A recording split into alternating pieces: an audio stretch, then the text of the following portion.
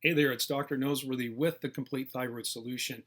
And this is a guided walkthrough of what I call the thyroid story. Now, please understand that there are variations on this story, but for the most part, if we look back with all the clients that we've worked with over well over a decade, most of the clients that come in to see us tell a story very similar to what I'm going to show you. And again, there are variations and it may not fit you perfectly, but I bet it's going to be close enough that you're going to listen to this story and say, gosh, that's me. Or you'll be able to put yourself somewhere in the position of the story so that you know what actually might be coming next for you.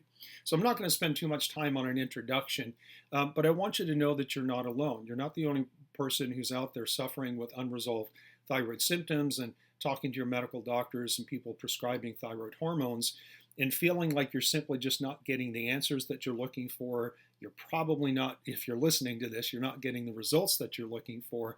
And maybe you're at the point where you've started to lose hope that there actually is something that you can do to stabilize your thyroid and to start getting better. So I'm going to disappear off the screen here now just so you can see the screen and you can just listen to my voice as I talk about the thyroid story. So the very first thing to understand is that when it comes to hypothyroidism, and in particular Hashimoto's disease, the number one cause in undeveloped countries, so we're not talking about the US and Canada, most of the European communities, etc. The most common cause of low thyroid, particularly Hashimoto's disease, is low dietary intake of iodine. That just turns out that there are some parts of the country and some parts of the world where the iodine supply is naturally low in that area, and it results in an increased prevalence of what's called goiter, which is a swelling of the thyroid gland. It's actually a permanent enlargement. Well, it turns out that researchers over the last couple of decades have studied this phenomena, and they've gone into areas of China and Sri Lanka and India and other places where this tends to happen. And they've put iodine in the salt supply, like we see here in the States or in Canada or in the UK, etc.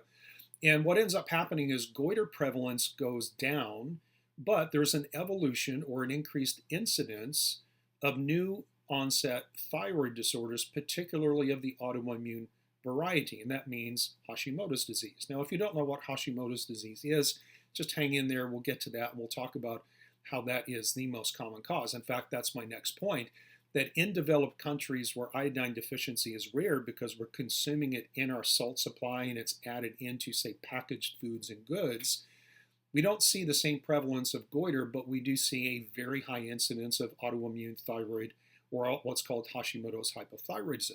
So just to kind of recap that, pretty much in the rest of the world, the most common cause of low thyroid is iodine deficiency. That's simply not the cause in America, North America, including Canada, and the European community, simply because we consume iodine all the time. So in developed countries like ours, the most common cause of hypothyroidism is this thing called Hashimoto's disease or Hashimoto's hypothyroidism. It's just the same word for different words for the same thing. Now, what we know from that is that multiple studies have been done looking at twins, both fraternal and paternal twins, and these twin studies confirm that there is a genetic predisposition, which actually accounts for about 79% of the probability that somebody is going to get Hashimoto's and therefore have hypothyroidism as a result of that. Now that sounds like an awfully high number, and it is, and that's probably why hypothyroidism and Hashimoto's is the number one hormone-related disorder in developed countries. But what we do know is that just because you carry a gene for something doesn't necessarily mean that it's going to happen. I might carry a gene, for example, for heart disease, but if I take care of myself and eat well and control my blood sugar and my stress levels and exercise consistently, I may never get heart disease even though I'm genetically predisposed to that. And that's a good thing for us because what it teaches us, and this is borne out not just in research but also in what we do in clinical practice, is that we understand now that diet, lifestyle factors, as well as environmental factors like the world that we live in, chemical exposures, heavy metals, pesticides, all of those different things have a significant impact on whether or not the genes that we carry turn on, or the technical term would be whether or not they express or to be more technical, it's called an epigenetic expression. And that term, epigenetic expression, is related to how diet, lifestyle, and environment affect our genes to determine whether or not we're healthy or not.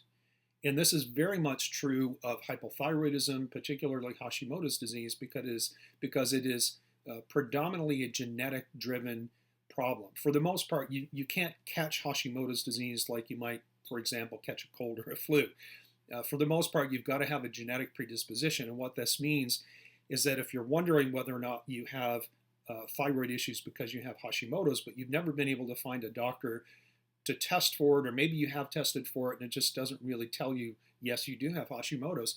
Well, if you have other people in your family that are already diagnosed with thyroid issues, they're on medications, or if you have other autoimmune diseases in your family, things like rheumatoid arthritis or type 1 diabetes or lupus or Sjogren's, there's any number of autoimmune diseases that could appear in your family tree.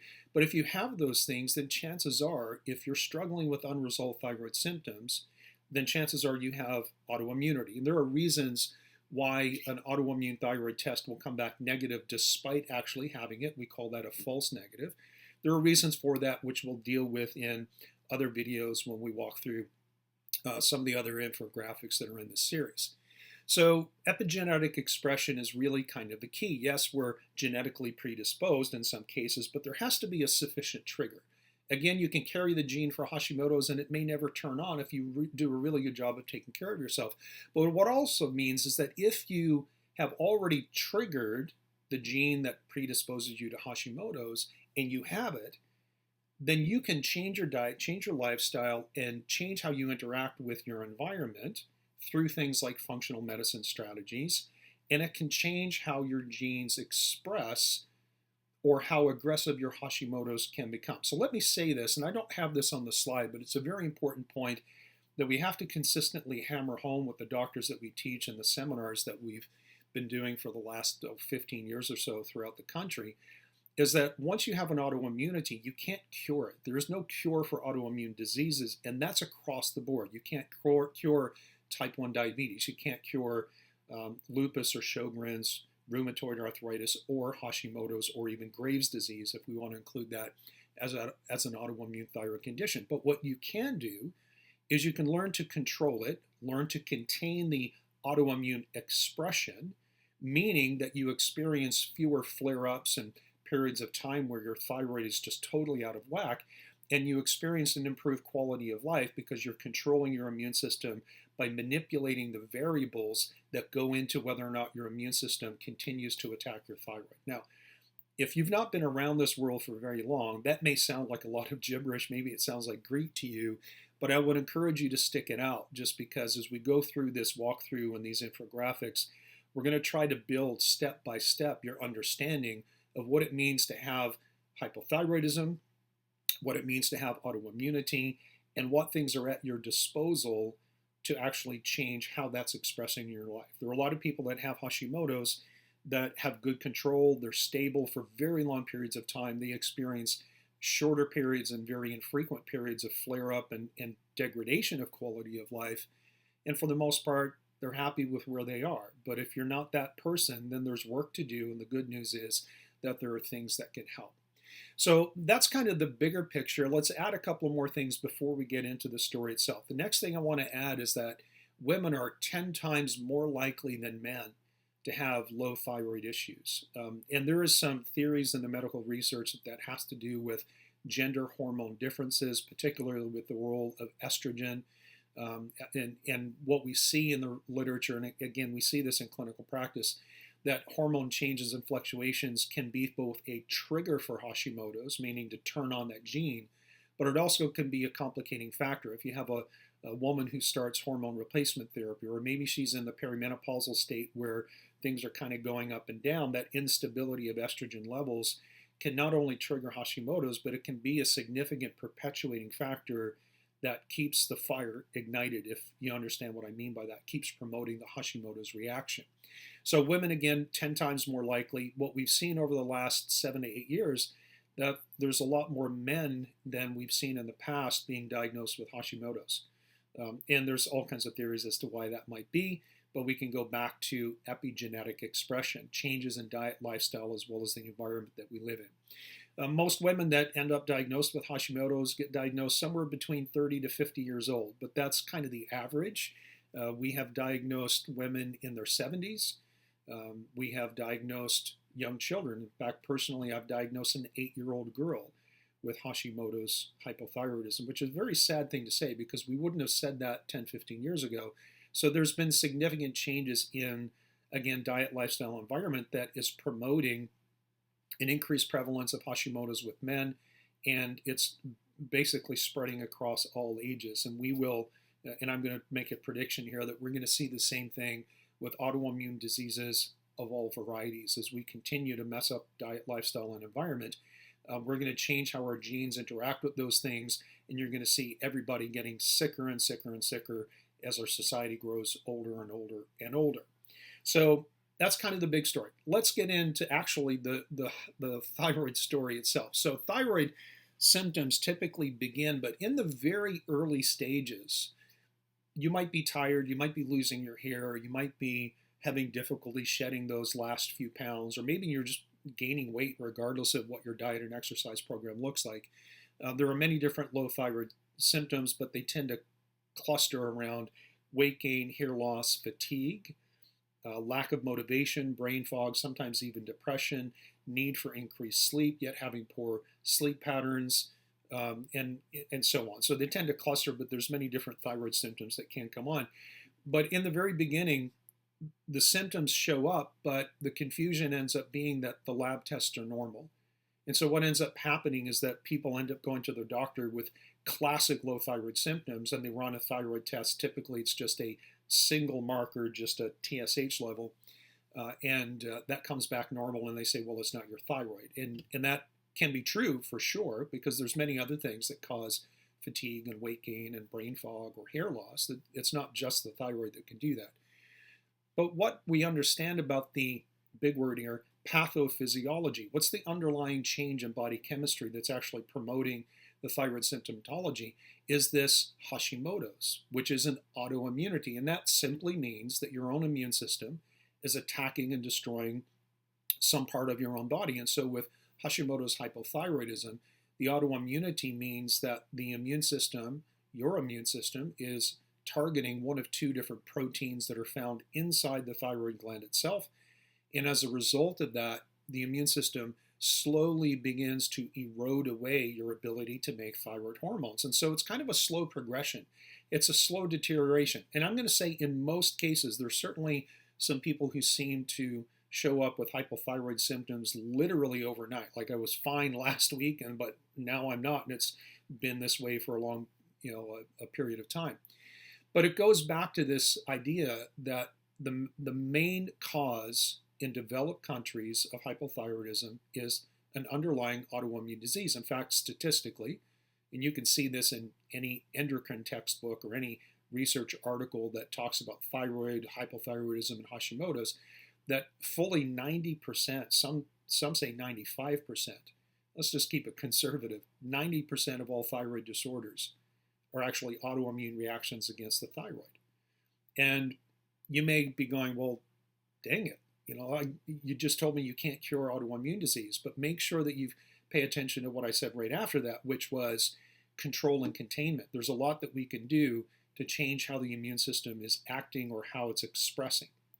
So symptoms begin, but lab markers are normal. 90% of all thyroid conditions are autoimmune. So what ends up happening is, as the immune system continues to, say, chip away at the thyroid gland, and over time you lose a little bit more thyroid hormone producing capacity. So you make a little bit less, and then maybe another 6 months or a year goes by and you make a little bit less. Now over time, your production capacity continues to go down and down and down.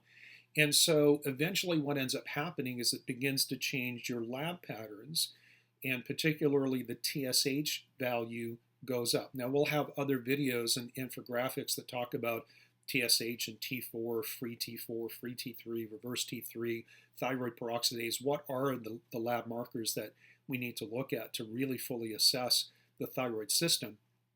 But as we progress, this is again the story that we tend to see over and over again, is that as the immune system continues to erode the functional capacity of the thyroid system, then TSH elevates to try to compensate. So you could try to get more thyroid production out of a failing system. But what ends up happening is you keep going back to your doctor because you still have the symptoms, and all of a sudden your TSH is elevated when it hasn't been before, and your doctor goes, well, I guess it is your thyroid. And they put you on thyroid medications. And for the most part, you're going to get a synthetic T4 medication, which is typically Synthroid or levothyroxine. Those are the best-selling thyroid meds, and the ones that are actually being promoted by the biggest and the strongest pharmaceutical companies.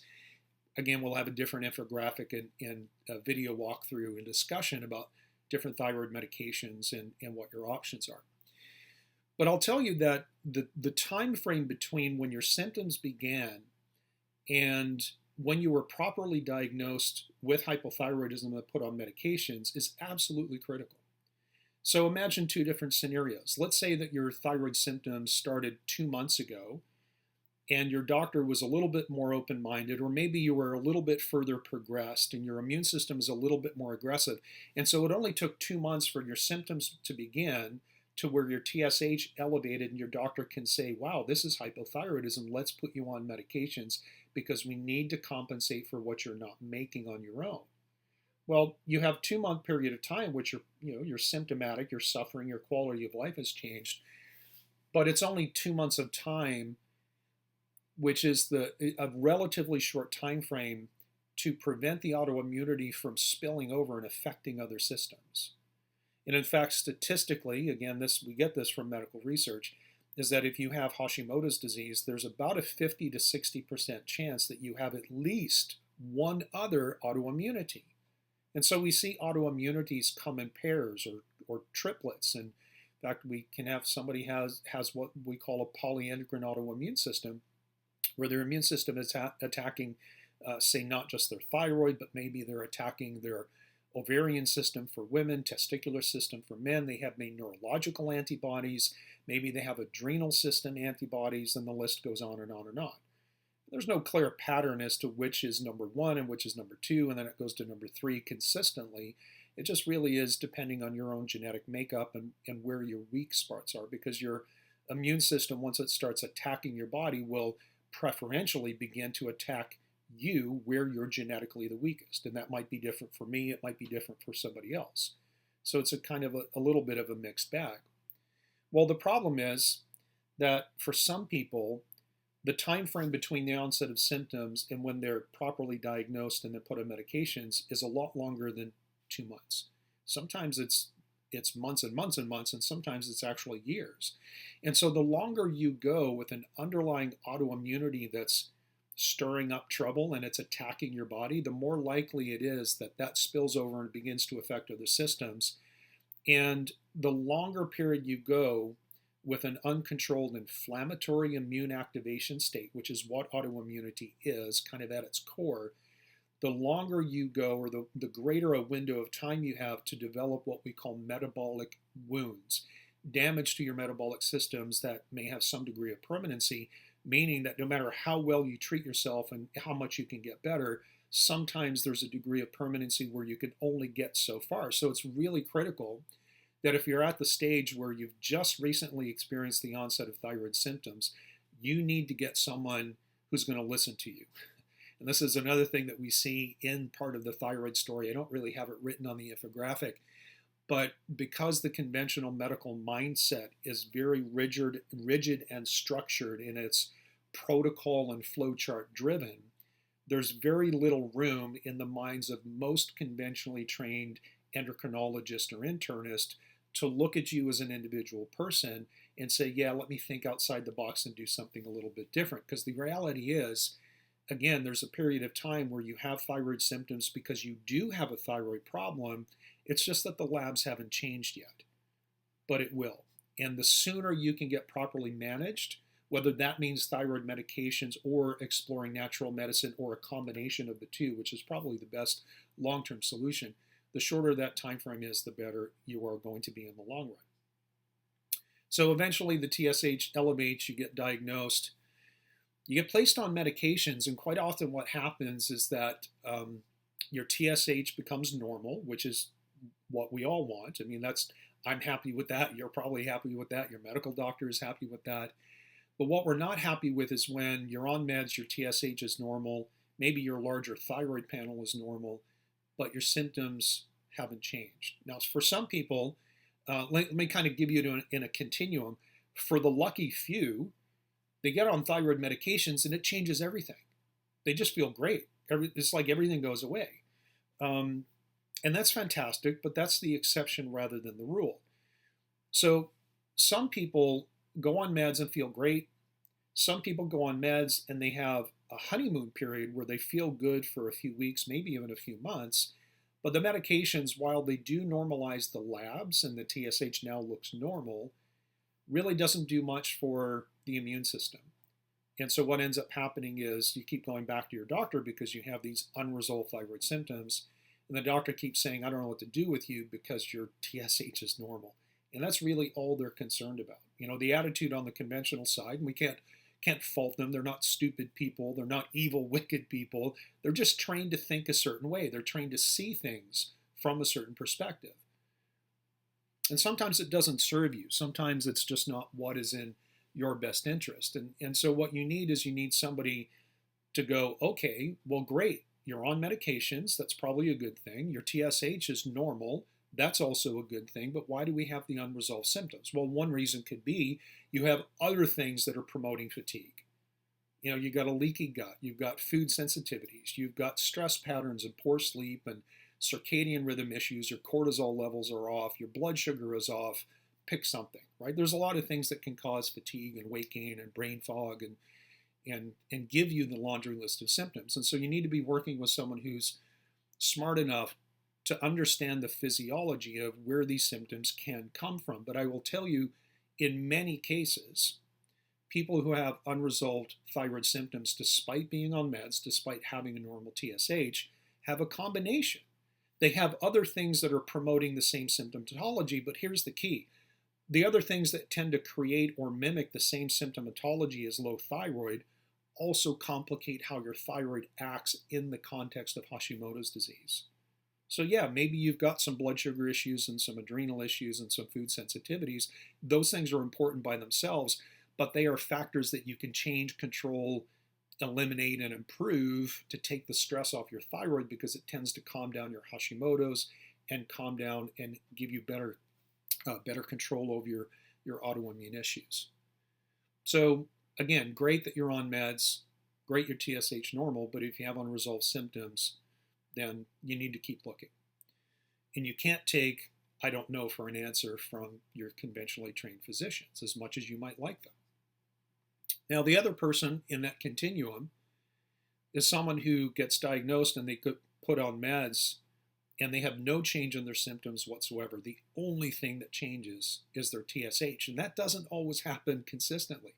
Some people will have a normal TSH for a while, but then it changes and they have to adjust their medications. And so one of the things that's key, once you get placed on medications, you have to ask yourself, is my dosing consistent over long periods of time? Because what we want to see clinically and what you want to see in the reality of your life living with Hashimoto's and hypothyroidism is you want to be on the same medication and the same dose in 10 years that you are right now. And so if your dose keeps going up and up and up and up, and maybe you started at 25 micrograms and now you're at 125 micrograms or somewhere in between because what worked 6 months ago no longer works and you have to take more, that's a sign of Hashimoto's. Because underneath it all, you're continuing to lose your own thyroid production capacity, so you need to make more hormones to compensate for your inability to produce it. And that's a result of having an ongoing attack from your immune system. So some people will start out with meds, then 6 months later, maybe a year, they got to take more. Another 6 months or a year, they have to take more. And so years down the road, they're taking 3 times as much as they started with. That's one pattern. Another pattern, which is also very enlightening, is that TSH goes up and down. It's too high, it's too low, it's too high, it's too low. And the medications follow that. So typically when the TSH goes high, your medical doctor will increase your meds. But then your TSH drops down to almost zero, and you get irritable, you get palpitations, you get anxiety, you're like hot all the time. Clearly, you're over medicated, and so they pull back, and then your TSH goes up again. And because your TSH is up again, they give you more medication. And so what ends up happening is that some people, their medication and their TSH are going up and down and up and down, and they're bouncing all over the place. This is the advantage of looking at historical labs, is kind of charting it out, because you can see that progression. And so whether you're not, or you are on an increasing dose of thyroid hormones, or whether your hormones and your TSH are bumping up and down, up and down, up and down, and they can never stabilize, both of those are not diagnostic, but they're highly indicative of having Hashimoto's disease as your primary cause.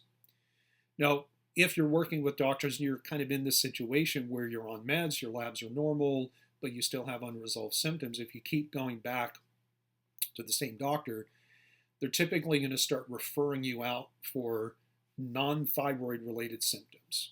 So if you have gut complaints, you see the gastroenterologist. If your joints and muscles hurt, you see the rheumatologist. If you've got brain fog, focus, memory, concentration issues, you get grumpy and emotional when you weren't in the past, then maybe they send you to either a neurologist or perhaps even a psychologist. And we've had many, mostly women over the years, just so frustrated because they feel like their prescribing doctor is just not listening to them. And they get to the point where the doctor just doesn't know what to do. And they're like, well, you're probably just depressed, so let me give you some Xanax. Let me give you an antidepressant. And the implication is that you're just imagining things. And I will tell you that when we work with clients who have pretty much every symptom in the book, and they've tried all these different strategies, and they say, well, I'm still suffering from unresolved thyroid symptoms, I believe them, because I've seen it over and over and over and over again. And for the most part, it's not in your head. You're not making it up. Despite what people tell you, you have real issues. Just you haven't found somebody yet who can help you sift through all the things that you have at your control, whether you can do it on your own or with some input and coaching, like, for example, with someone like me. There are things that you can do to change that reality and to change the course of where you're headed. And I think that's an important thing. The bottom line at this point in the story, it's all about the underlying autoimmunity that has been left unchecked. And remember, going on medications will typically shift your labs. And what we do understand is that there is some influence on thyroid hormone, or from thyroid hormone replacement, on controlling the immune system, but it's typically not enough for most people to compensate for all the things that tend to promote autoimmune imbalances, which is what is promoting your unresolved symptomatology. So just because your labs are normal doesn't mean the job is done. And you probably don't need to see X number of additional specialists, because every time you go to see a specialist, all they're doing is looking at you like this. They're looking through their own particular lens, whether it's a gastroenterologist, an orthopedist, a counselor, a psychologist, whatever. We all have our perspectives. What you need is somebody to step back to try to see the whole picture and help you with a whole person, whole body approach, using natural methods, if they're effective, to help you get control of your immune system again. That's the goal with functional medicine. That's the goal in what we do in the Complete Thyroid Solution, as well as the seminars that we use to teach other doctors. All right, let's keep going on to the rest of the story here. We're almost done. What people have told me, and I would say I haven't done a formal statistical analysis of this, so I'm just kind of going off the top of my head and my gut feel and intuition. I would say the average client that we've worked with in the last 10 years has seen about 5 to 6 other clinicians. And it's usually a mixture of conventional docs plus a couple of alternative docs, whether they're a naturopath or a chiropractor that does functional medicine like I do, or an acupuncturist or something like that. But most of our clients come to us after having kind of exhausted all of their other options. And we really wish that we could reach people and have them work with us as their first attempt rather than their 7th. That would be ideal, but that's okay. So somewhere along the way, you get frustrated enough with your lack of answers and your lack of results that you start to seek help outside of the conventional model. And that doesn't necessarily mean that you abandon conventional medicine. In fact, I would advise you to not do that, because if you have hypothyroidism because you have an underlying autoimmune issue, Hashimoto's disease, you must be on medications. And here's the rule of thumb. I use this phrase when I teach doctors because there's a lot of integrative medical doctors and alternative doctors that come to the seminars that I teach. And a lot of them have this idea that you can use functional medicine with Hashimoto's disease to get people off their thyroid meds. Sometimes you can. That is the exception rather than the rule. But here's the catchphrase that I teach them. What you cannot make, you must take. What you cannot make, you must take. And so Hashimoto's is destruction of the thyroid hormone producing system within the thyroid gland itself. And so what you're dealing with is a hard limit in how much you can make. And if, let's say probably still on the screen here, but let's say that this is the amount of thyroid hormone you need to not just survive, but to thrive and have good quality of life. But if you can only make this much, and that's all you can make because you've lost production capacity because your immune system is attacking and destroying your thyroid hormone, how do you bridge the gap? Well, there's only one way. You have to take thyroid hormones. If this is where you need to be for optimal health and well-being long term, and all you can make is this, what you cannot make, you must take. Now, you can argue a little bit about medications versus nutraceuticals that might have traces of thyroid hormones in them. Some people are lucky enough that works for them, but we're trying to develop this story for the average person, the typical person who has the typical story, and that is statistically the most common one. The problem with alternative medicine as it relates to how alternative doctors as a whole are managing hypothyroidism is that most alternative practitioners are stuck in the 1960s. There's been a tremendous amount of research, particularly in the last 15 to 20 years, about autoimmune diseases, about the mechanisms, about the variables that promote more aggressive immune responses. But also on the flip side, there's a lot of research in the world of natural medicine, publicized in standard medical journals, not some wacky alternative medicine journal that 5 people read. We're talking about New England Journal of Medicine or the American Journal of the Journal of the American Medical Association, JAMA. All of these big name standard peer-reviewed publications that house the majority of medical science and research have been studying natural methodologies for years and years and years. Most doctors don't know this because they don't read their own literature. Now, I travel the country and I teach doctors from all over the world natural medicine, and part of how we do that is to review the medical literature and what that has to say about the efficacy and the efficiency of natural medicine approaches in controlling changes in body chemistry and immune modulation. Now, I'm not going to say that I treat Hashimoto's disease or autoimmunity. We prefer to look at things as that we treat people with autoimmune issues because you're an individual person and your Hashimoto's might be a little bit different than somebody else's. Now, Hashimoto's is Hashimoto's, but you're a person with Hashimoto's. You are not Hashimoto's. So we have to look at you as an individual and look at how the process has shifted your biochemistry, and then look into the research to say, okay, we've identified this problem. This is not working in this person, let's say you. We run some lab tests and we determine your issues, the things that are promoting your autoimmunity are this, this, and this. What do we know about natural medicine that can affect those mechanisms? Well, that's really the complete thyroid solution and the approach that we've developed over years. That's it in a nutshell. The problem, again, is that most alternative practitioners are stuck in the 60s. A lot of them don't even run lab tests. They don't care about them. They don't care what your TSH is or your T4 or your blood sugar or your adrenal system or your gut. Do you have a leaky gut? Do you not? Are you infected? Are you not? A lot of them use very ancient, I'm going to say ancient, but probably a better word would be outdated methodologies, like sticking a thermometer under your armpit. And if it's low, you need thyroid support. You need iodine, or maybe you need tyrosine, or let me give you this glandular formula and we're going to trick the immune system into attacking it instead of attacking your own thyroid. And this is pure nonsense. It's absolutely pure nonsense. In fact, again, a different talk, a different walkthrough, maybe a different infographic. For most people with Hashimoto's disease, iodine is the worst thing you can do. It is publicized or published in article after article after article after article after article in the medical scientific literature that iodine is a trigger for Hashimoto's. Yet most natural practitioners will tell you that they treat Hashimoto's and thyroid conditions with iodine and tyrosine. Well, iodine is a trigger for Hashimoto's, and tyrosine hasn't been shown in a single study to actually support the thyroid, even though tyrosine is used in making thyroid hormones. Taking it as a supplement doesn't change that process at all. So you can't take tyrosine and get more thyroid hormones. However, tyrosine is a precursor that your body can turn into adrenaline, which increases your energy, your mental focus, maybe warms up your body a little bit.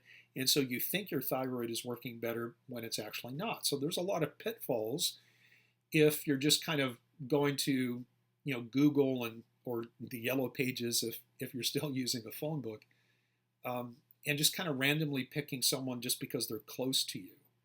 Now, we live in an era right now where distance doesn't make any difference anymore. I've got clients and I've worked with people in Australia and Spain, in the Middle East, UK, Scotland, Ireland, Canada, and all throughout the US. So distance doesn't matter anymore. And the internet and Zoom meetings and email makes all the difference in the world. There's no reason that you can't find someone who is very well qualified, who understands how to blend kind of traditional conventional medicine with what we're discovering or have discovered over the last 10 to 15 years about natural medicine and how it can support optimization of human function. And that will include the thyroid as well as Hashimoto's.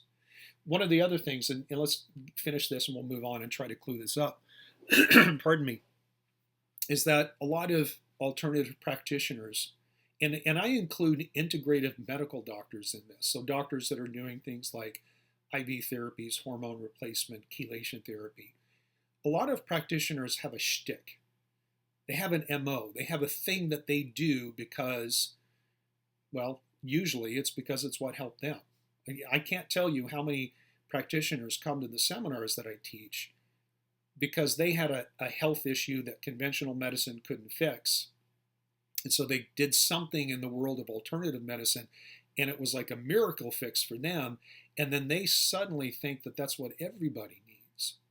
And so you have doctors that are hyper focused on one thing and one thing only. So you end up with the heavy metal expert who blames everything on mercury. Now, mercury can be devastating, but it's not a universal trigger. Not everyone with Hashimoto's has a problem with mercury. So if that's what you think, you're going to fail a lot of people as a practitioner. Others will be focused on parasites. Hashimoto's is caused by parasitic infection. Well, surprise, surprise, there's actually some research that shows that some parasitic infections help people with autoimmunity. And let me just tell you this quick story. I'll make this quick. I attended a lecture, actually was on autism, which is predominantly an autoimmune issue, in Chicago about, maybe 8 or 10 years ago with a PhD immunologist, Dr. Aristo Vigilani. He's literally one of the best immunologists in the world, and I'm fortunate enough to know him. And I attended a seminar with him, and we were in this lecture being given by a young doc. He was an MD, PhD, and he was researching parasites. And he was one of the early ones that started to publish studies that show that some parasites, the infection, can shift the immune system in such a way that is actually favorable to control autoimmunity. And so he theorized that sometime in the future, there may be extracts of parasites that we can take as supplements or as medication that can actually help balance our immune system. Yet if you tell an average practitioner that so-and-so, one of their clients has a parasitic infection, they automatically think, I have to get rid of that. It's causing all kinds of problems. And that might be true, but it might not. A lot of things that we used to believe are true are changing because we know more and we continue to research. And what should happen, any practitioner, if they're doing the same thing in 5 years that they're doing today, they're not paying attention to what's going on in the world around them. They're just in their own little bubble. They have their way of doing things. It's comfortable. It's easy. But it may not work for anybody that is coming in with an individual issue.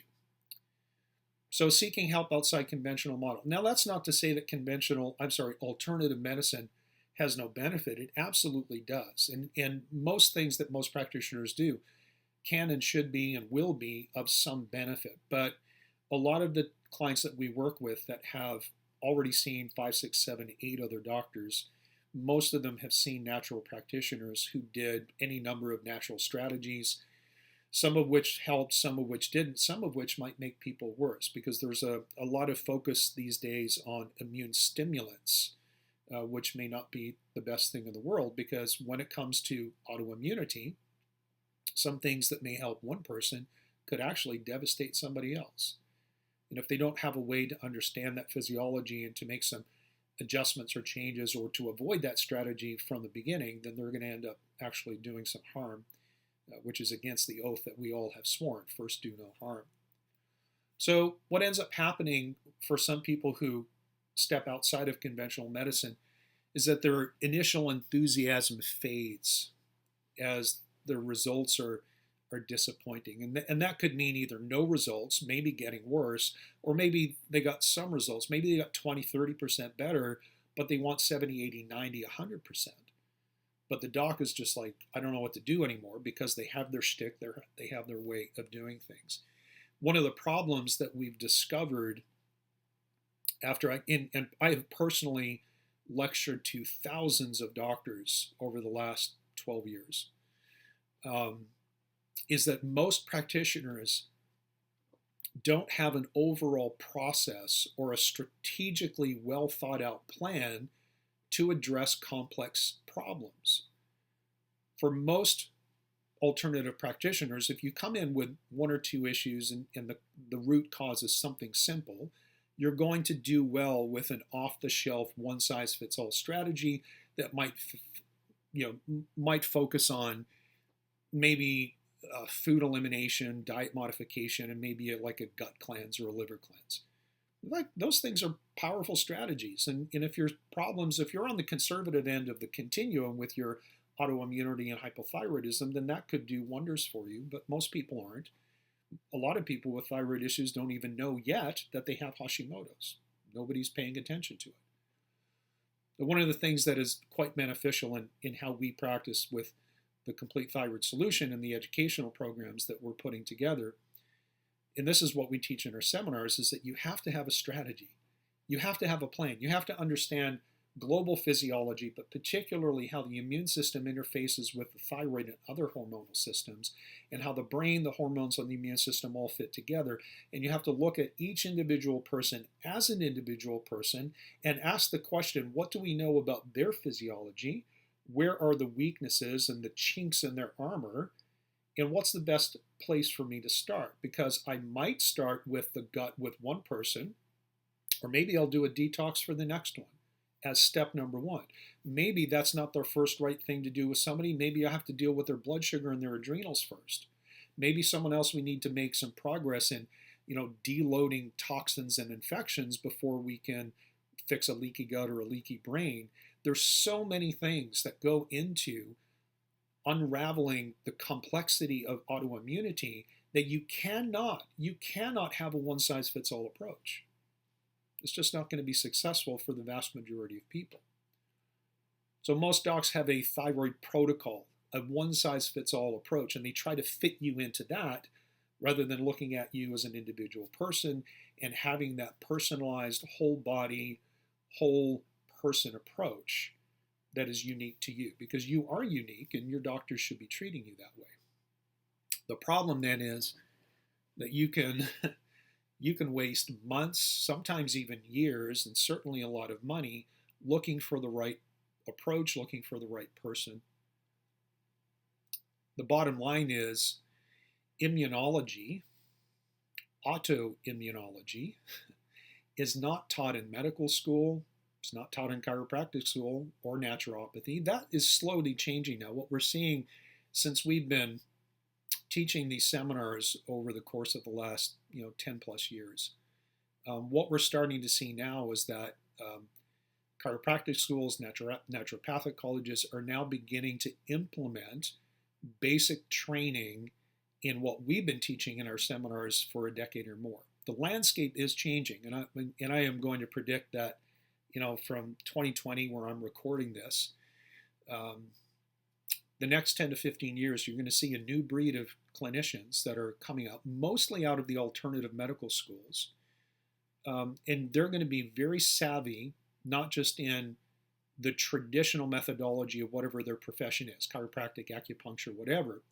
They're going to be very savvy in neuroendocrine immunology, how the brain, the hormones, and the immune system all work together to determine health and well-being. And that will be its own infographic and its own video walkthrough and discussion.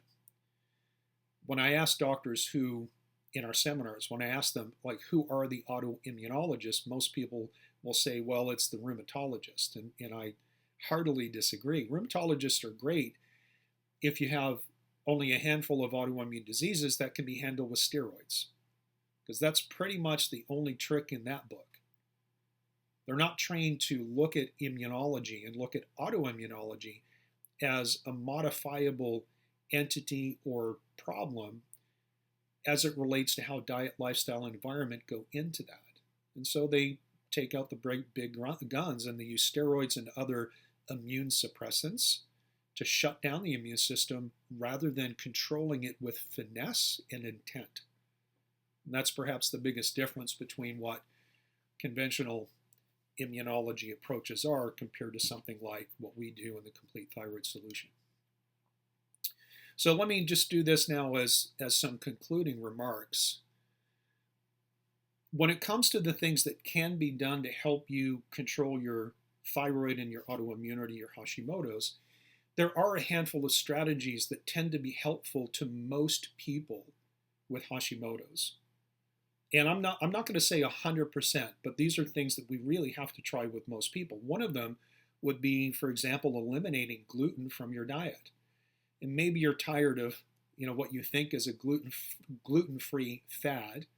But I'm telling you, gluten is an issue. And even the medical literature says that we have messed with the protein structure of wheat and gluten, as well as other grains and other food products. We've genetically modified them, and it changes how our immune system responds to those things, because the immune system is triggered predominantly by protein structures. And so all the foods that you eat have protein structures, and some are very kind of friendly and some are not. And when we mess with something, it has the potential to turn it into something that's even more reactive than what it might have been in its native state. And so the gluten and the wheat that we eat today is not what my parents grew up with. It's probably not what I grew up with, and it's certainly not what my grandparents and my great-grandparents grew up with. And that's probably why we have a lot more health issues than they do.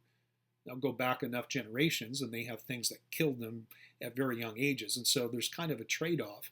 We have more longevity, but we're living longer with poor health. And that's an issue. Quality of life is really an issue. So things like gluten-free diets, and there are direct relationships, and we'll probably explore these in different videos. But gluten is a significant problem because the genes that predispose you to gluten sensitivity are in the same family as your Hashimoto's susceptibility genes. And so they tend to go hand in hand, so much so that if we're not going to test for gluten sensitivity, which we don't always do, we put people on gluten-free diets from day one. In fact, even there are several papers published in the medical literature that says, essentially, I'm going to paraphrase, this is not a direct quote, but it says essentially that going gluten-free could be the single most important thing that you do for yourself if you have Hashimoto's and hypothyroidism. You might be thinking, well, doc, I've already done that. And that might be true, but going gluten-free is a skill, and some people are good at it and some are not. And maybe you are. Maybe you're extremely diligent.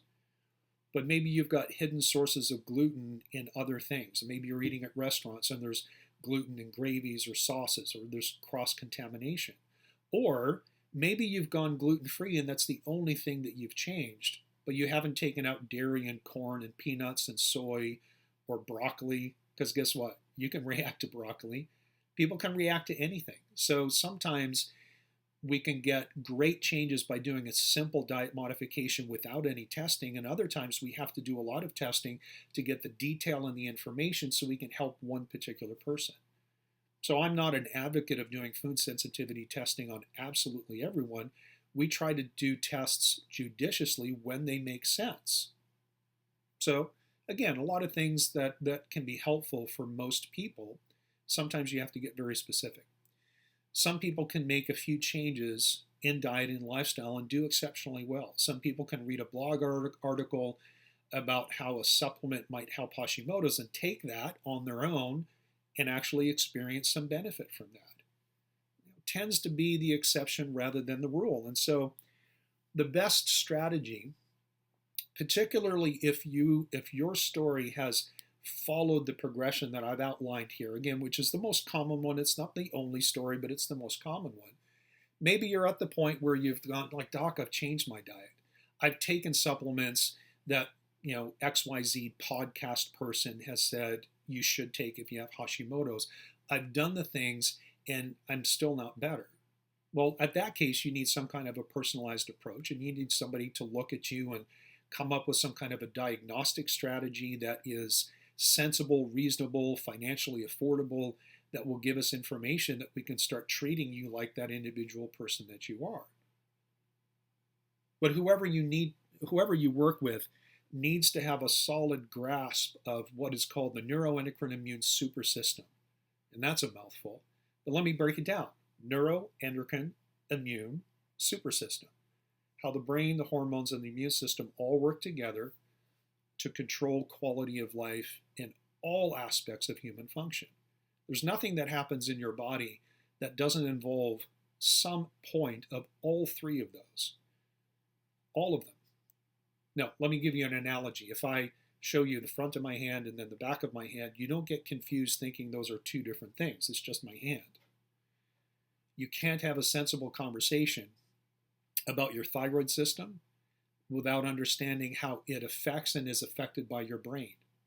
Because your thyroid, your hormone system in general, and your brain work together. In fact, if you know how the thyroid system works, it starts in the brain, where the brain makes thyrotropin releasing hormone known as TRH. That tells the pituitary gland to make TSH, which is thyroid stimulating hormone. And so the brain talks to your thyroid gland to say, hey, let's make hormones. So you can't separate them. Same thing with your immune system. 90% of thyroid conditions are autoimmunity. Immune cells don't work without adequate thyroid hormone stimulation, but when the immune system gets out of whack, it can target and destroy the thyroid as well as the brain. And there are connections between the brain and the immune system together, and so you have to investigate all of them. This is why one-size-fits-all approaches don't work for most people. They only work for, let's call them the low-hanging fruit. They only work for people who have the minor issues, who have one or two variables that they need to explore and change or modulate and improve on. So if your doctor isn't up on the latest research in neuroendocrine immunology and how that impacts global function, but particularly the thyroid, somewhere along the way, whatever it is that they're doing is going to fail. Now, that doesn't mean that everybody needs like a 12 to 18 month functional medicine program. Most of our clients that we work with, when we do one-on-one coaching with people, because we try to give them different options, most of our clients, kind of the programs we put together anywhere from 5 to 6 months long. Some will go 10, some will go 12. We might commit to a 5-month program with one person and they get fantastic results in 3. Everybody's different. So we have to be flexible. We have to have a plan, a strategy, a general framework, but we have to respect and honor individuality and to be flexible enough to change course when the circumstances demand that. Whether that means doing something different, doing something more, or saying, wow, we're almost done. And we thought it's going to take us another 3 months. The neuroendocrine immune super system. Diet changes, nutritional supplements. Basically, the prescription of those for you as an individual should be based on the results of diagnostic testing. There's a saying in our world which we have adopted, and that is test, don't guess. There are some things that you can make educated guesses on and for the most part get some good results, but I would much prefer to gather information about you and your physiology. So we use blood testing. We do urine, saliva, stool. We do any number of things, whatever it actually takes, so that we understand the core or the root cause of your particular story. So for someone, we may get most of our answers from, say, blood testing and a saliva test. For somebody else, it might be blood testing, stool, and leaky gut. For somebody else, it might be looking at environmental chemicals like pesticides or maybe mold toxins. For someone else, it's all of it. Everybody's different. You need a strategy that is unique to you. So the complete thyroid solution, which is basically my brainchild and the result of the practice that I've developed over the last 10, 12 years, including the influence of all the seminars that we've taught to thousands of doctors from all around the world, is predicated on these fundamental principles. Now, I'm not here to sell you on becoming a client. In fact, this particular video and this little thyroid story infographic, if I can call it that, is my offering to you to help you understand that there are options that you might want to explore. Some of the things you can do on your own. So over the next year or so, we are developing do-it-yourself programs. We continue to offer our one-on-one coaching. And typically those are required for very complicated scenarios. But you might not be complicated. You might not need the one-on-one coaching. Maybe you need just a little bit of education and direction, but you're a go-getter, you're self-motivated, and you can go do some things on your own. But at the very least, I would encourage you to continue to explore the infographics that we have, the walkthroughs and the explanations with detail like we're doing here. This one's a little bit longer than most of those because it's an introductory story. And we have to cover a lot of different things. So I hope that what I have shared with you today is of value to you. If it is, then let your friends know. I'm pretty sure that you've got someone in your circle that has similar issues, similar complaints, similar challenges. But at the end of the day, if we've added some value to you and we've made you think, we've given you some questions to ask or some options to explore, then I'm pretty happy with that. I want to thank you for your time, and I wish you well. Remember, you are unique, and your doctor should be treating you that way. God bless.